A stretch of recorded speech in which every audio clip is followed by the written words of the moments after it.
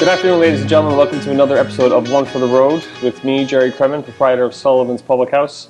I apologize. I missed a week of shooting just because with our recent accolade of being named Best Irish Pub in the World outside of Ireland, we have been doing a number of radio spots. Number of great media opportunities came up. We'll be on Fox 2 the cooking segments coming up soon. So we've been blessed. It's been great, and we're very happy with the way things are going. So we're getting right back into it right now. We're here for an episode with Mr. Jamison Knudsen. We have Jamison on the show not because of his first name, because of the whiskey. He's truly a plethora of knowledge, all encased in this big brain of his. So we got talking one day at the pub, and he told me this story about. We'll get into the story later, but it just really intrigued me. He's got so much knowledge in the realm of politics, literature, philosophy. He's a walking thesaurus. So without further ado, we're going to pan over to Jamison himself. Jamison Knudsen, welcome. Thanks for having me. Thanks for coming on. I appreciate it. Actually, some might already notice you if they have watched this episode before. When Dan filmed the opening, the intro of the space, you and your beautiful fiancée were in one of the shots. So if he looks familiar, it's not from a milk carton. It's not from a post office poster. It's because he was shot here. Shot here drinking. So welcome. Thanks for coming in. What did you think when I asked you if you'd come on this podcast? Were you like, oh, I don't know about that? Guy's nuts. Well, from watching a few of your past episodes, I was interested. It's kind of interesting to see how you're framing your podcast. You watch the first episode, and it's, all right, somebody from the bar is here to talk. And then as you see a few more episodes, you see what this podcast is about, just kind of getting to know passions and stories and interests behind the people that might just be sitting 2 seats down from you. And some of those people, you're like, I know that person. Yeah. I had a shot with that person, or I had a drink with them. Yeah, that's it. And it is about just getting to know the people that come in here, and and people get to know each other here really well, and then they start learning about their past and their resume, so to speak, and what they do as output. But yeah, we want to sit down and interview those regulars that really are truly intriguing. We feel like people that are watching this or listening to this show will learn some stuff from. So I'm delighted you're on. Happy to share. Appreciate it. So today's we're talking about the episode name, so to speak, will be lessons in history. I guess isn't a good way to talk about it. But we're going to do talking politics, religion, and history talking history at the pub. So. But just before we get into all that stuff, just tell me a little bit about yourself. You are currently a Wayne State graduate. Yes. I'm in a graduate program at Wayne State right now. I'm in my last stages of it, so I've completed all my coursework. It's a master's degree in political science with a subfield concentration in American politics. But as we'll see, as I talk about some of my other interests, you're supposed to concentrate in your subfield when you're doing this type of degree, but for some reason I have ended up taking classes in international relations, political theory. I'm writing my thesis on urban politics, and these are all supposed to be separate areas that people just stay focused in. So I'm a bit of a wanderer when it comes to ideas. It's awesome. I am too. I mean, if I'm reading an autobiography, I'm also reading something about technology. I jump around as well, so I mean it's good. I mean it keeps you busy, right? Yeah, I think you can learn more from reading 2 books at once than you do from just reading 1 book at a time. Oh no, for sure. They end up having a conversation with each other. Exactly. So it's interesting. I knew you were the right person to have on the show, and then I sent you a pre-interview questionnaire, and I got out here last night at like 1:30 in the morning, so I apologize if I've got bags under my eyes, people. The listeners won't see it, but the tens of people that tune into YouTube will. But anyway, I digress. So I got home at 1:30 and I opened up your file, and I noticed it said like 89.5 kilobytes. I was like, that's decent for a Word document. Let me open this. So what was 4 pages turned into 16. So you are definitely well read. You are definitely focused, and you love information and knowledge. So which will give us nothing short to talk about. And honestly, we'd probably have to, and I say this all the time, so we may have to look at doing not a 30-minute, but an hour and a half segment at some stage of our careers here. But so I sent you this information, and you got back to me a lot with a lot of insight into philosophy, literature, and stuff like that, and talked about the medieval era and Catholicism and religion in general and stuff like that, which is definitely I want to touch on some parts of that. But give me an insight into you first. How did you like? What set you up for success, or like what programmed you to actually have this yearn for knowledge and to pursue what you're pursuing? Yeah, I think it just kind of started. My mom is definitely a reader, so she just kind of threw me some books when I was really young, and I just started reading nonstop. So I was always picking up books. I would read books overnight with a flashlight in my bed, the real quintessential like bookworm. Yeah. A big part of it is too, I went to a Lutheran school for all of grade school, so for me it was always, I'm learning all these things in school, but you don't get certain books in that type of environment. Like this was around the time that the Harry Potter books were coming out, and so they were very taboo. You're young. How old are you? Yeah. I'm 27. I'll be 28 this year. So they had already been coming out at that time, but it was right in the middle of that publication run, and you weren't supposed to read them at the school. So I always believe there's no better way to make somebody want to do something than to tell them they can't. So there was forbidden knowledge in that environment, and I just sought out the forbidden knowledge, and so that started to frame how I asked questions, the type of information I looked for, and storytelling was always a huge interest of mine, so I always knew I wanted to do a college program in English, literature, and writing, and that's what I did, and from there it kind of... No, actually, just to touch on that, because I do, when we do this podcast, the purpose of it is hopefully to shine some knowledge and insight and to help certain people. Now, for the kids that are currently where you were before, that maybe obsessed with reading, they're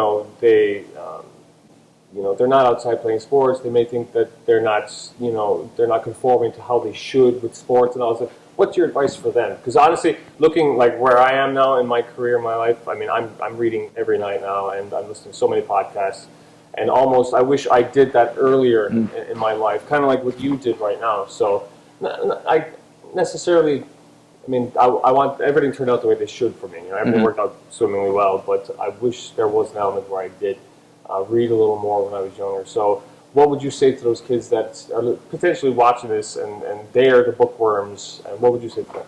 Yeah, I mean, it's just hard to be a kid in general, even if you are in the in crowd. But if you find yourself kind of on the outside of circles, it's kind of all about finding your tribe, right? And I have hope for the way that the world is more connected now, that you can kind of connect with more people and more ideas that you're not seeing in your immediate circles.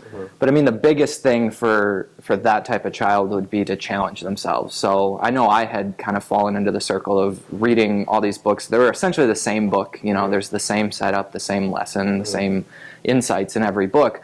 But all it takes is one book that really just takes you outside of your circle and gives you these ideas that you had never thought of before, and those ideas filter into everything else that you've read or everything else that you will read, and that can really change how you think of things. So just kind of challenging yourself and reading different things. So actually, I was listening to a podcast with. Have I talked to you about this guy Naval? I don't think so. Dude, I forget his last name. It's I think he's from the Middle East originally, but he's from Queens, New York, where I'm from. Ireland and New York, but he's philosopher as well. But some just amazing insight. And he was a bookworm too, growing up, and he says now that he necessarily when he gets a book, he may not start at the start to finish, because he said that's one of the issues that he had with the education system, where it was so written into it, where you have to start the book, you have to finish it, and then if you don't even like the book, it doesn't matter. You have to keep reading it. So he'll pick up a book and he'll start in the middle maybe. If he finds something, he'll read it. There's really no format to how his reading is. But anyway, but he was a bookworm, and he owns a company called Angelist, I think he's the CEO of.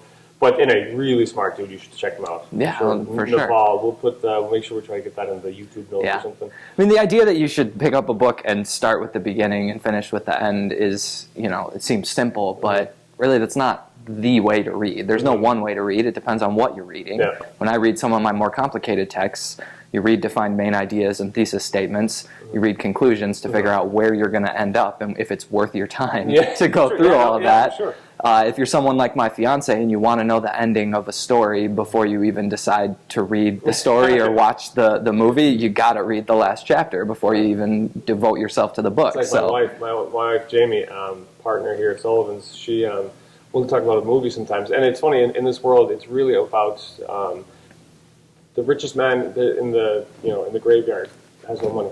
So it's all about the legacy you leave behind or whatever. But so it's she'll like if we're watching a movie. I mean, time is your most valuable asset. So with her, she's so busy. If I'm about to watch a movie, she'll kind of like eyeball it and be like, I don't know if I want to watch this now because I got to do this or I got to do that. Let me go on Wikipedia. So she'll Wikipedia it to see if it's worth her time to watch it. Yeah, for sure. So it's funny. Madeline and her probably have a lot in common.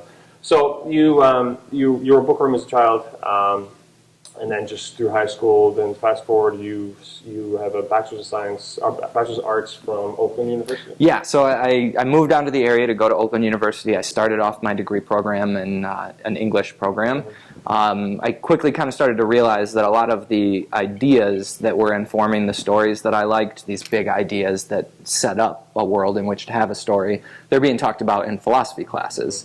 A really great example of this is, I'm sure you're familiar with the film The Matrix, right? So in my intro to philosophy class, they keep rolling them out. In my intro to philosophy class, we're talking about The Matrix, and we're talking about, like, is this world real? How do we know what's real? And those are ideas that philosophers have been talking about for thousands of years. And so that type of stuff starts to inform the stories that I'm reading in my English classes. The stories I'm reading in those classes are giving me examples to apply the big ideas in my philosophy classes, and they feed off of each other, and it kind of just grows from there. Yeah, when you started talking philosophy, and I love that. I love that side of just thinking, and I put in a note here, and it was kind of weird. It was by Edmund Burke, who's an Irish statesman. But the more I researched Edmund Burke, he was a Protestant. Which again, we talked about this prior to coming on. I mean, when it comes to anything like that, people are people, and there's no division, in my opinion, with anything like that. But it's just funny, in Ireland, the South was predominantly Catholic, the North was at least predominantly Protestant. But he was an Irish statesman, but I think he was from, I have to look, but I think he was from England. But anyway, he said, those who don't know history are destined to repeat it. What's your take on that? It's that's the common line, right? A lot of people think that, and it's a really great lesson to use to get people to learn their history, right? It is. It's a prod to get in line and make sure. Yeah, you know why do I care what happened 100 or 200 years ago? Because you might do it again. But I tend to think that there's a little more nuance to the statement. I think that Mark Twain said this, but don't hold me to it. But history may not repeat itself, but it often rhymes. And that's just kind of the idea that nothing happens again. Like, history is a web of contingency. What happens today is the result of a million things that happened yesterday, and that on into infinity. And so we're never going to really repeat the mistakes that we've made in the past in the same way with the same circumstances and the same context, but they certainly might rhyme, And I think that kind of gets more to the... If you can get people introduced to learning history with the idea that if you don't, you might make the same mistake, and then kind of gradually get them to understand that it won't be the same, but you can still learn a lot that can help you prevent some of those rhymes and those harmonies of our worst moments, Yeah, no, it's... but there's a lot to be said about the history destined to repeat itself. Even if you're growing up and you're going through certain hardships, and then you start a family, and you have kids. There's certain things that if you didn't, I feel like people that may have had a rough upbringing, with parents or whatever the case may be, that they'll try their hardest or their damnedest not to repeat the mistakes of their forefathers, however you want to phrase it. So they'll govern, or not govern. That's the wrong way to put it. It's very Napoleon-like, but they'll take their approach to parenting a lot different potentially than they had. So their kids hopefully will benefit, and then you'll cut off the the hereditary source of hardships, or however you want to phrase it. But so I think there's definitely elements to knowing your history, not just book history. Right. People and their how they live their lives, good, bad, indifferent, or whatever, is to know what has happened before, and if it needs to be perfected. It's like upgrading software. It's, well, there was a slight bug here, so let me get the upgraded, the update, and we'll reload it, and we'll hopefully turn out better for it. So I think there's definitely, you could take it the technological route as well and say that. But I do like that you said It's funny, Mark Twain. Mark Twain is credited with a lot of quotes online. Yeah. He said everything. It's him and who else? Shakespeare obviously has said a bunch of stuff. But anyway, sometimes if you're looking for inspirational quotes, if you're doing a PowerPoint presentation, there's like, oh, Twain again, But so you love history, you love literature, you love. I never asked you. Do you like poetry? Yes, I used to try and dabble in writing a little poetry myself. But I was never very good at it. But I mean, it was a big part of. So we always had units on poetry in the different education that I had.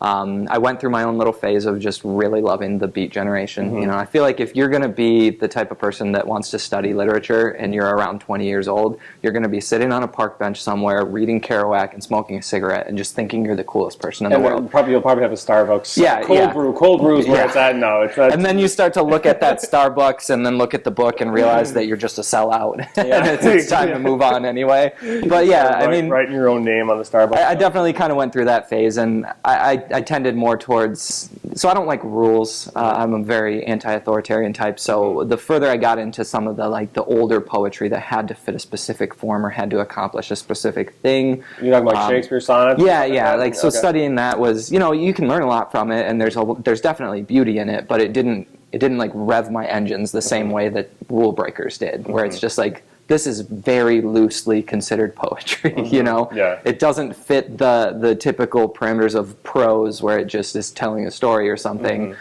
Where's the punctuation or the capitalization? So you're more about smashing down barriers, taking down walls, and just not conforming to the typical, as you said. Be yourself, exactly, just show the world who you are, and there'll be some people who appreciate it. Yeah, for sure. Yeah, that's awesome. Yeah, for me, I grew up in Ireland, and I had the luxury of studying, Yeats and Keats and all these guys, and it was awesome, and it was some really good poetry. But I wouldn't consider myself an avid reader or anything like that. But it was good to grow up in Ireland. I mean, there's a lot of good writers, a lot of good playwrights in Ireland. So, but as far as politics or as far as philosophy goes, who would be like your, you have. Plato or any of these. Who is your favorite philosopher? I always say that it's really hard. I mean, I'm sure it's not hard for people that are stuck as philosophers, and that's their discipline, their interest. It's hard for me to really like any one philosopher as my favorite, because philosophers end up being really hard to like. You can like one of their ideas, but then you fast forward 20 years and all of a sudden that idea doesn't matter anymore because they've destroyed it, and meanwhile they're ended up being a Nazi or something. So for me, I didn't mean to laugh at the Nazis. I'm sorry. I mean, you've got some that, like, I've learned about them in my philosophy classes and all of their ideas, and then at the end of the semester they'd be like, he was a Nazi. Mm-hmm. You're like, you should have led with that, because I didn't want to learn all those ideas in that same way. What he turned into. Yeah. So it's hard for me to say. I mean, if I was going to give you a quick overview, so what I studied was considered continental philosophy, and that's philosophy of the continent of Europe. So there's an analytical bend in philosophy that encapsulates the U.S. and most of the U.K. and Ireland, and that. And over in Europe, they tend to be less strict with these boundaries between disciplines. So you get a lot of literary philosophy, and even so in the writings of like Nietzsche. He's the German, the death of God philosopher, right? But the way that he wrote was very lyrical in a lot of senses. So I studied a lot of European philosophy, and especially from the 20th century. If I was going to go ahead and say a favorite philosopher lately, I've been reading a lot of Albert Camus. He's a French-Algerian philosopher from the mid-century. Lived through World War II, was involved in the French resistance to German occupation, and he had wrote this piece on returning to Algiers after the war that really stuck with me, and it was just about kind of the task of starting over after such a monumental, enormous, like, unraveling of Europe. And so he touches on that and on just kind of going back to where you used to spend your time. So he's going back to the land of his boyhood, and it's just fundamentally not the same, partly because of the war, but partly because we change and places change. So when you return to something, it's almost never going to meet your expectations, you know? So he wrote about that and about trying to rediscover this sense of hope and optimism and light in what is fundamentally a dark time. And this line that really stuck with me is that, you know, in the midst of winter, I finally found within me an invincible summer. And it's just this idea that it's powerful. You always have to start over in life. There's always going to be something that changes your past and that changes who you are, and you got to give up, or you got to find new ways to make life meaningful. And so that sticks with me. And that type of the recognition that there's evil and darkness and destruction in the world, but that we're always fundamentally responsible for what we do with that, that just stands out to me as something that's important. What's his name again? Albert Camus. How do you spell Camus? Camus. So it's French. Okay. Yeah. Well, yeah, we'll have to put that in the notes too. That sounds really, really interesting. I'd love to check that out. That's awesome. So, just jumping around a little more, you told me a quick story. What actually was a story that it just blew my mind. Because I'm not from Michigan. I mean, and I moved to New York when I was very young. I was 8, but moving to Ireland in the country, I was shielded almost to a lot of stuff, a lot of unjust and just horrible, you know, things that went on in this country. You know, there's obviously horrible things went on in Ireland too at the time. But you told me a story about the local governments, you know, and how corrupt and stuff. There was a group or faction of people called the Black Legion. Was that was an offshoot from that? All this took place in Pontiac, right? Yeah. Well, predominantly in Pontiac. Can you just give us a little? Yeah, it doesn't have to be too long. But when you told me the story, I was like, "Holy cow!" Right. But when we think about it, that was how many years ago? 60, 70? This would have been almost 100 because this happened in the 1930s. Okay. So, and that's why I think it's important, because it's not like you can look. It just seems crazy to me. You look at the 60s. That's already like 50, 60 years ago. You know, and it doesn't sound too. Yeah, it really doesn't. I still think of like the 80s as 20 years ago, the 70s as 30 years ago, just from like my upbringing right around the 2000. And I look at the 80s internally as 20 years ago. yeah, for sure. But this is so long ago, and this is, you know, we kind of are framing this as a conversation of history, and I always like to think of histories in the plural, because we have history and the idea that history is written by the victors, but there's this idea as well that might doesn't always make right. So this is one of those histories that I feel has been kind of, if not forgotten, but just not highlighted. So it was... Sorry to jump in, because when you told me that, I had mentioned it. It stuck with me, and how wild it was. It sounded like a holiday, it just sounded horrible, you know. And it was like, oh my God, I can't believe that happened so close by, even if it was 100 years ago. But I told my wife about it, and she didn't know, and she grew up in Lake Orion, you know. So, but anyway, go ahead. But that's what's wild for me is that I'm born and raised in Michigan. I've lived here my entire life. I mean, down in this area of the state for about 10 years. But this is a story that kind of affects the whole state. So we'll just set it up here. So in the late 1920s, there was a division of the Ku Klux Klan in Ohio, and one contingent of it thought that the Klan was getting a little too commercialized and soft. Right. Crazy, huh? We're going to go ahead and say that the Ku Klux Klan is reprehensible as we continue through this story. So they decided that, you know, the Klan was focusing too much on having daytime parades and increasing their membership so that they could, you know, increase the coffers with the membership dues. So they decided to split off from the Klan and get back to night riding. That was what they wanted to do, was a vigilante system of justice. To be clear, they wanted to enforce some of the worst tenets of the Jim Crow South. They were, you know, against mixed race marriages, and they wanted to go out and bring lynch law to solve those problems, which is just reprehensible. And you said too when we were talking, it wasn't just about mixed marriages, mixed race, or anything like that. They were Protestant. They were against. they were anti-Protestant, or they were anti-Catholic. Yeah, anti-Catholic. So we got to remember that at this time, as it's coming into Michigan, this is the 1930s, so we're in the midst of a Great Depression. And when things get tough economically, people tend to, cling together into their little groups and demonize all these other groups, because it's like that idea that if you're on a desert island and there's only so much food, you're going to get that Lord of the Flies mentality where people just start to push other people away. Not to excuse it by any means, but that helps to kind of explain what's going on in the minds of people at this time. So it's the early 1930s. They're anti-Catholic, they're anti-immigrant, they're anti-black, anti-Semitic, and anti-communist. But I mean, at the time, being anti-communist for them was so. There's a push of communism and socialism in the United States around that time, in part due to the Great Depression. This is also around the time that the auto industry is in its first efforts to try and unionize. So really, when they're anti-communist, they're mostly anti-union, because that's a lot of the forces that are culminating to start unions. So that's happening in Ohio, Kentucky, Indiana, and Michigan. This is the 4 states where they principally operated. And what's shocking is that at the height of their activity in Michigan, they had numbers ranging from, it's a pretty big range, but from about 20,000 to 130,000 members. And this is fundamentally a secret organization. It's a strange organization.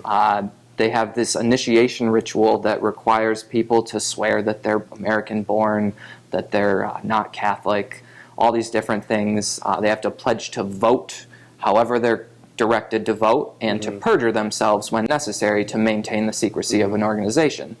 Now, all of this is working towards what I can read from the history as an attempt to kind of take control of local governments. And they actually were able to do that. And you mentioned that they were launched this campaign to oust the police chief of Pontiac? Yeah, so So the Pontiac police chief in the early 1930s was this guy named George Eckhart, and all these forces in the government were trying to get rid of him, and he kind of had some suspicions as to why, but he wasn't sure. Eventually, they claim that he resigns. He says that he doesn't, and demands a trial before the Police and Fire Trial Board, which at the time in Pontiac is where all kinds of grievances and complaints go to. At that trial, his lawyer reveals this plot by Black Legion members to get rid of him and put their own man in. And that kind of sparks a statewide investigation, along with some other violent acts that Detroit Legion members had committed. And we find out that in Oakland County alone, there were as many as 87 different public officials that were secret Black Legion members, including the county prosecutor, both assistant prosecutors that had served during this time, county drain commissioner, and then really disturbingly, the guy that replaces George Eckhart, the police chief eventually, he's a police chief who is also a member of this secret fascist society and 1/3 of the police department in the town at the time. And it's just shocking, know? No, but you floored me when you told me that story, just because it's so close, I guess so close to home, but how, I don't know, it honestly seemed like it sounded fiction Hollywood, but this Jimmy Stewart starred in the movie. Yeah. So in the late 30s, they did a movie on it, because it blew the socks off of America, too. It was kind of contained to these few states, but all across America, they're running stories on this, and people are like, they're operating in the shadows, and Jimmy Stewart ends up starring in a movie about them. And that's wild. We're definitely going to have to do a number 2, you and I, because I think you've got so much just great information on everything, from, as I said, from history to literature to philosophy to everything, and trying to condense it to 30 minutes is unfair, so I'll have to have you back.